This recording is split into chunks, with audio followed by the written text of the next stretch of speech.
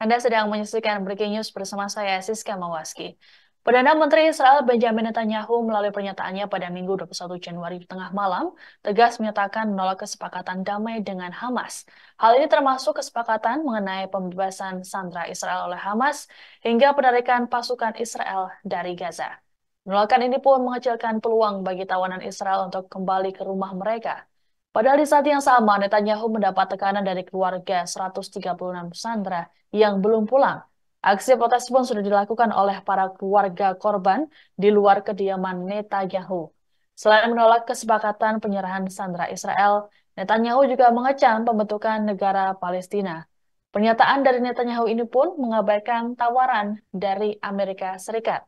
Adapun Presiden Joe Biden dalam sambungan telepon pada Jumat 19 Januari lalu berbicara pada Netanyahu soal kemungkinan solusi pembentukan negara Palestina dan menyarankan satu jalan yang bisa melibatkan pemerintahan non-militer. Namun kantor Perdana Menteri Israel mengatakan bahwa Netanyahu bertekad mempertahankan kendali keamanan di Gaza untuk memastikan tidak jadi ancaman bagi Israel di kemudian hari. Sebelumnya, Sekretaris Jenderal PBB Antonio Guterres memberikan kecaman terhadap Israel terkait perang di Gaza. Melalui akun media sosial X Minggu 21 Januari, Guterres menyatakan bahwa hak rakyat Palestina untuk membangun negaranya sendiri harus diakui oleh semua orang. Sementara itu, hingga Minggu 21 Januari, tercatat korban jiwa akibat perang di Gaza sudah tembus angka 25.000 orang, tepatnya 25.105 jiwa. Jumlah tersebut termasuk 178 jenazah yang dibawa ke rumah sakit sejak Sabtu 20 Januari. Sedangkan korban luka ada sebanyak 62.681 orang. Kementerian Kesehatan di Gaza mengatakan sekitar 2/3 dari orang yang terbunuh di Gaza adalah perempuan dan anak di bawah umur.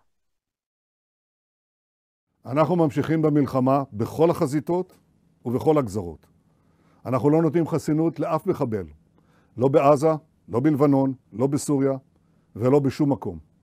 מי שמנסה לפגוע בנו, אנחנו פוגעים בו. בעניין חטופינו, אנחנו החזרנו עד היום 110 מהחטופים הביתה, אנחנו מחויבים להחזיר את כולם.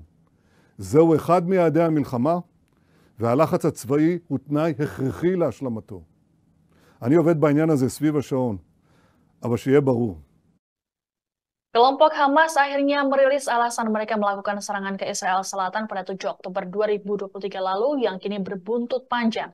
Dalam laporan berjudul Our Narrative yang diterbitkan pada Minggu 21 Januari, Hamas memberikan klarifikasinya.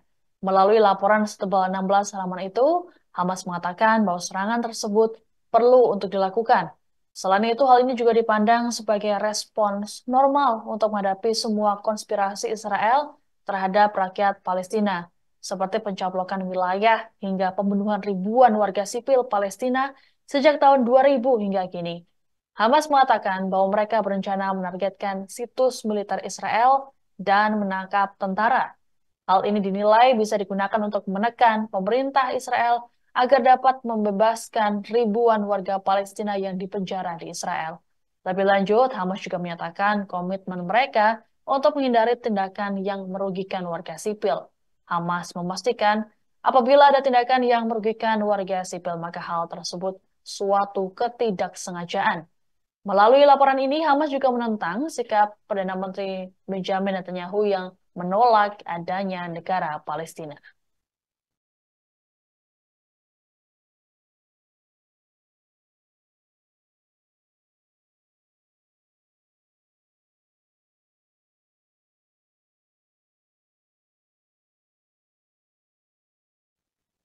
Militer Israel atau IDF merilis temuan mereka soal terowongan yang diklaim digunakan para militan Hamas. Terowongan ini disebut berada di wilayah Khan Yunis.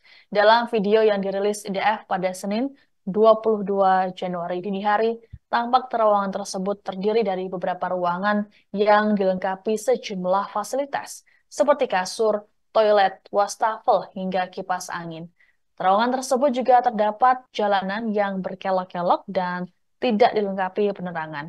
Ada dugaan bahwa terowongan ini digunakan untuk menyembunyikan para tawanan Israel. Sejauh ini belum ada keterangan dari Hamas mengenai temuan terowongan oleh Israel ini. Disebutkan bahwa terowongan tersebut berada di rumah seorang komandan Hamas. Terowongan ini juga dilengkapi oleh alat dan pintu peledak. Menurut pihak Israel, terowongan ini untuk menahan 20 sandera dalam waktu yang berbeda. Ketiadaan sinar matahari membuat kualitas udara dalam terowongan sangat buruk.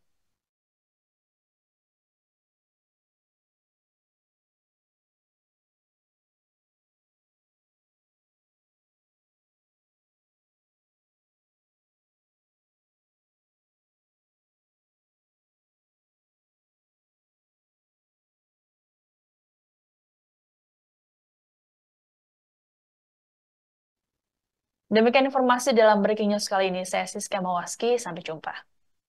Download Tribun X sekarang, menghadirkan lokal menjadi Indonesia.